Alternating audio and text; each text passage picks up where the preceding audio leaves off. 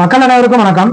Tamil Nadu police இல்ல, India, Pakistan, Bangladesh, Nepal, ஸ்ரீலங்கான்னு இந்தியாவை சுற்றியுள்ள அண்டை நாடுகள்லயும் போலீஸ் கையில லத்தி வச்சிருப்பாங்க. இந்த பயன்பாடு எப்ப இருந்து ஆரம்பிச்சது தெரியுமா? சரி, இது இருக்கட்டும். நாம எப்பவும் ஜெனரலா நடக்கிற விஷயத்தை பத்தி பேசுறது இல்ல. ஏதாச்சும் மத்திய அரசின் திட்டத்தை முன்னிறுத்தி தான் பேசுவோம். ஆனா இப்போ தமிழ்நாடு அரசியல் கள நிலவரத்தை பத்தி பேச வேண்டிய தேவை இருக்கு.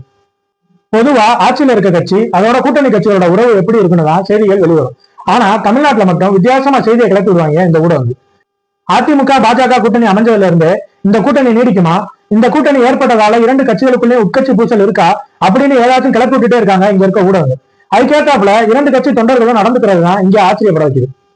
ஃபர்ஸ்ட், என்டிஏ கூட்டணியில அதிமுக இணையவும் தமிழ்நாட்டுல அதிமுக தலைமையிலான என்டிஏ கூட்டணியின் சிஎம் கேண்டிடேட்டா திரு எடப்பாடி பழனிசாமி அவர்கள் தான் இருப்பாருன்னு என்டிஏ கூட்டணியின் தலைவரும் மத்திய உள்துறை அமைச்சருமான திரு அமித்ஷா அவர்கள் திட்டவட்டமா சொல்லிட்டாரு.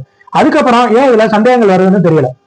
வெளி மாநிலங்கள்ல பாஜக தலைவர்கள் பேசும்போது தமிழ்நாட்டுல என்டிஏ கூட்டணி ஆட்சி அமைக்கும்னு சொல்றது தப்பா தெரியான்னு புரியல.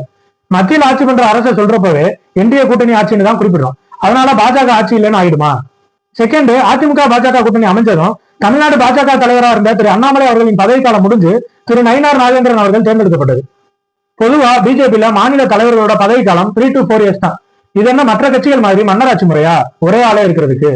அண்ணாமலை அவர்கள் மாற்றப்பட்டதும் இவ்வளவு கடுமையான எதிர்ப்பு வருதுன்னா அது அவரோட கடுமையான உழைப்பு மற்றும் கட்சியை தமிழக மக்கள்கிட்ட கொண்டு போய் சேர்த்ததுக்கும் அவருக்கு கிடைச்ச வெற்றி. திரு நயினார் நாகேந்திரன் அவர்கள் மூத்த அரசியல் தலைவர், எதையும் ஆராய்ஞ்சு பொறுமையா கையாளக்கூடிய தலைவர். அவர் தலைமையிலான தமிழ்நாடு பாஜக அடுத்த கட்டத்தை அடைகின்றதுல யாருக்கும் எந்த சந்தேகமும் வேண்டாம். அரசியலை பொறுத்த வரைக்கும் யாருக்கும் நிரந்தர நண்பனும் இல்ல, எதிரியும் இல்ல. அவங்க வைக்கிற கூட்டணி மக்களுக்கு பலன் அளிக்கக்கூடிய வகையில இருக்கான்னு மட்டும்தான் பார்க்கணும். இந்தியாவில பெரும்பான்மையான கட்சிகள் ஒரு கட்சிக்கு ஒரு கட்சி போட்டி ஆரம்பிக்கப்பட்டதா தான் இருக்கும்.